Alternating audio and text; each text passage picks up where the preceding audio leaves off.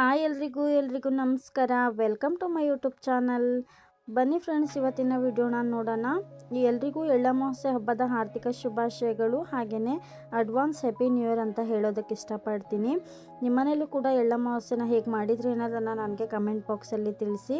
ಮೊದಲಿಗೆ ನಾನು ದೇವ್ರ ಪೂಜೆನ ಮಾಡ್ಕೊಂಡಿದ್ದೆ, ಅದನ್ನು ಕೂಡ ನಿಮ್ಮ ಜೊತೆಗೆ ಶೇರ್ ಮಾಡ್ಕೊಳ್ತಾ ಇದ್ದೀನಿ. ಹಾಗೆಯೇ ಇವತ್ತು ಬಂದುಬಿಟ್ಟು ಊಟಕ್ಕೆ ಹೋಳಿಗೆನ ಮಾಡಿದ್ವಿ, ಆಮೇಲೆ ಒಬ್ಬಟ್ಟಿನ ಸಾಂಬಾರು, ಹಾಗೆಯೇ ಎಲ್ಲ ತರಕಾರಿ, ಆಮೇಲೆ ಸೊಪ್ಪುಗಳು, ಹಾಗೆಯೇ ಕಾಳುಗಳನ್ನು ಹಾಕಿ ಪಲ್ಯನ ಕೂಡ ಮಾಡಿದ್ವಿ. ಅನ್ನ ಆಗಿರ್ಬೋದು, ಹಾಗೆಯೇ ಸಜ್ಜೆ ಕಡುಬು ಅಂತ ಹೇಳಿ ಮಾಡ್ತಾರೆ. ಸಜ್ಜೆ ಕಡುಬು ಹಾಗೆಯೇ ಎಲ್ಲ ಮಿಕ್ಸ್ ತರಕಾರಿ ಆಮೇಲೆ ಸೊಪ್ಪು ಇದನ್ನೆಲ್ಲ ಹಾಕಿ ಮಾಡ್ತಾರಲ್ವ, ಆ ಪಲ್ಯನೇ ಶ್ರೇಷ್ಠ ಫ್ರೆಂಡ್ಸ್. ಅದನ್ನು ಮಾಡಲೇಬೇಕು ನಮ್ಮ ಕಡೆ. ಈಗ ಮಲೆನಾಡಲ್ಲಿ ಹೇಗೆ ಭೂಮಿ ಪೂಜೆ ಮಾಡ್ತಿರಲ್ವ, ಅದೇ ರೀತಿ ಬಯಲುಸೀಮೆಯಲ್ಲೂ ಕೂಡ ಎಳ್ಳಮಾವಾಸ್ಯೆ ಟೈಮಲ್ಲಿ ಭೂಮಿ ಪೂಜೆನ ಮಾಡ್ತಾರೆ.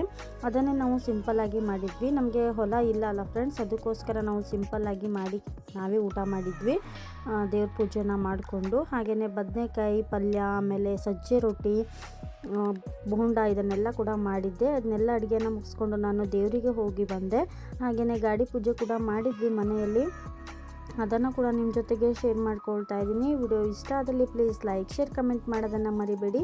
ಸಬ್ಸ್ಕ್ರೈಬ್ ಮಾಡ್ಕೊಳ್ಳದೆ ನೋಡ್ತಾ ಇದ್ದರೆ ಪ್ಲೀಸ್ ಸಬ್ಸ್ಕ್ರೈಬ್ ಮಾಡ್ಕೊಳ್ಳಿ. ಹಾಗೆಯೇ ಇಲ್ಲಿಯವರೆಗೆ ನನ್ನ ವಿಡಿಯೋ ನೋಡೋದಕ್ಕೆ ನಿಮಗೆ ಧನ್ಯವಾದಗಳು.